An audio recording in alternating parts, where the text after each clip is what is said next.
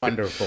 All right, here. This is Chloe Wagstaff. Chloe Wagstaff says this: how can artists, in your opinion, contribute to science? They already are. Oh my gosh. So first of all, historically, before we had cameras, especially the naturalists, but also astronomers too, if you saw something, you just drew it. All right. And not all scientists are good at drawing. So you see Galileo's sketches, they're not too bad. Right. All right. In his notebook, they're pretty good. Right. Better than I can do, I think. But if you had a real artist, they could totally rock the scene and put what is actually out there on the page. And all the naturalists who are documenting flora and fauna of the world as they traveled the world to record all the manifestations of life on Earth. Every one of those were either artists themselves or carried an artist in the back, in the wagon with them. And so one of the most famous of these are the Audubon paintings. All right, we hold them up as art, but this is a scientific record of birds. And until photography could do that or do it well or capture the color of them, that was the only thing we had.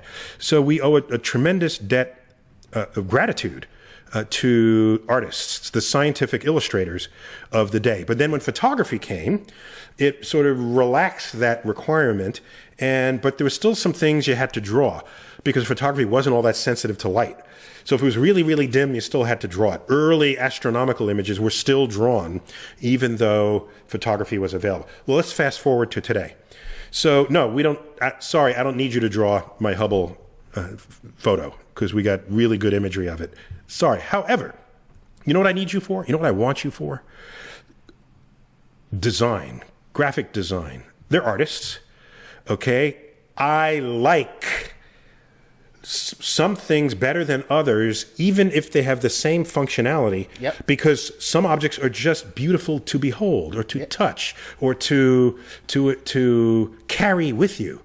I value that. I think that's, we can have a utilitarian world, but is that the world you want to choose to live in? No, you want the world where that's a beautiful space. That's a beautiful, I'm talking about architecture now. That's a beautiful building, a beautiful room. It's been organized beautifully. What's the feng shui of that room? Those aren't scientists thinking that up. Those are artists. You just described Apple computers. Okay. I try not to mention the name because we're not paid by Apple or any computer company. But there's still time.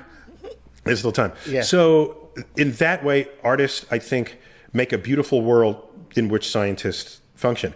But otherwise, no, I don't see that happening. There's a big push to get A in STEAM, right? Science, technology, engineering, and math. You put an A in there and STEM becomes STEAM. And with the urge that if you train scientists to be artists, it can boost their creativity. And I don't know how successful that will be. Yes, you have to be creative as a scientist. But the number of scientists who said, I thought about this new discovery after I looked at this work of art or after I painted this, those numbers are not high. And I know of one case, a guy named Ed Belbruno, who looked at Starry Night by Van Gogh, and it got him thinking about transfer orbits between Earth and the moon because of the swirls of the paint. So it got him thinking. I think that's great. Does it mean he would have never had those thoughts without seeing the painting? I don't know.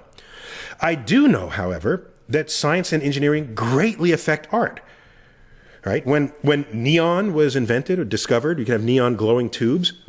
Artists were all over it with neon sculptures and things. And so when we make chemical discoveries or discoveries in material science or in computing, the artists are all in it and all over it. There'd be no modern special effects were it not for artists exploiting the computing foundations that were created by basically math geeks 60 years ago. So there is a two-way street, but most of the traffic really goes towards the artists rather than towards the science, but based on my read of the history of this. Well, there you have it. Artists, you guys, we don't need you. Okay.